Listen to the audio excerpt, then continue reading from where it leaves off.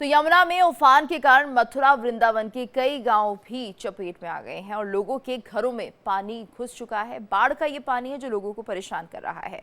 प्रशासन के अधिकारी लोगों को सुरक्षित स्थान पर पहुंचा रहे हैं। देखिए खास रिपोर्ट। भारत के कई राज्य इन दिनों बारिश और बाढ़ से प्रभावित हैं। यूपी और उत्तराखंड में प्राकृतिक आपदाओं ने लोगों के जनजीवन को खासा प्रभावित किया है। मथुरा में यमुना नदी उफान पर है।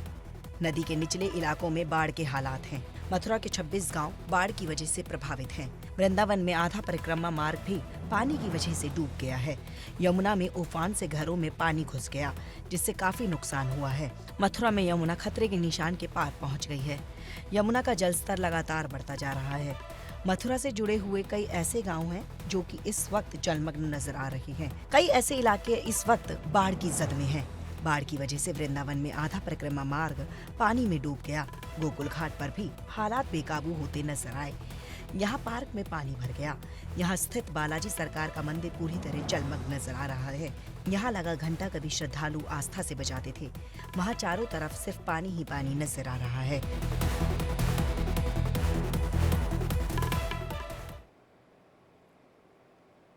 हरियाणा के पूर्व सीएम भूपेंद्र सिंह हुड्डा ने लगातार दूसरे दिन अपने विधानसभा क्षेत्र में बाढ़ प्रभावित इलाकों का जायजा लिया है। उन्होंने सरकार से किसानों को जल्द मुआवजा देने की भी मांग की है। देखिए रिपोर्ट। हरियाणा के पूर्व सीएम भूपेंद्र सिंह हुड्डा ने लगातार दूसरे दिन अपने क्षेत्र रोहतक के कलानौर और महम में बाढ़ प्रभावित इलाकों का जायजा लिया है। भूपेंद्र सिंह हुड्डा ने खुद ट्रैक्टर चलाकर प्रभावित इलाकों का जायजा लिया है। इस दौरान उन्होंने किसानों से मुलाकात की और उनकी शिकायतों को सुना। इस दौरान उन्होंने अधिकारियों को दिशा निर्देश भी दिए।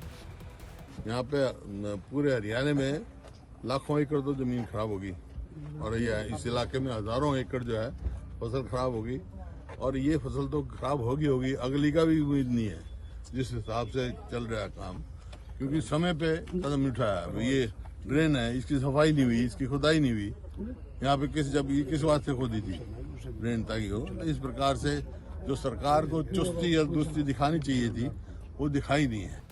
भूपेंद्र सिंह हुड्डा ने बाढ़ से बर्बाद हुए किसानों की फसलों को लेकर हरियाणा सरकार से मुआवजे की मांग की। उन्होंने सरकार पर निशाना साधते हुए कहा, पिछले कई साल से सरकार मुआवजा देने की बजाय पोर्टल खेल रही है।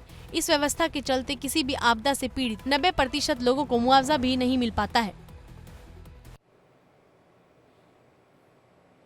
और इस वक्त बड़ी खबर, जम्मू कश्मीर में एक बार फिर लैंडस्लाइड हुआ है। जम्मू के खेड़ी गांव में भूस्खलन से तबाही हुई है। भारी भूस्खलन के बाद लोगों में दहशत का माहौल बना हुआ है। बड़ी खबर जम्मू कश्मीर से, जहां पर एक बार फिर से लैंडस्लाइड हुआ है। जम्मू के खेड़ी गांव में भूस्खलन से तबाही हुई है। बड़ी खबर आ रही है जम्मू कश्मीर से, जहां पर एक बार फिर लैंडस्लाइड की घटना और जम्मू के खेड़ी गांव में भूस्खलन से तबाही का मंजर देखा जा सकता है। भारी भूस्खलन के बाद लोगों में दहशत का माहौल बना हुआ है। तो तस्वीर आप देख रहे हैं जम्मू के खेड़ी गांव की, जहां पर भूस्खलन हुआ और देखिए किस तरह से जो पूरा गांव है वो तबाह हो चुका है।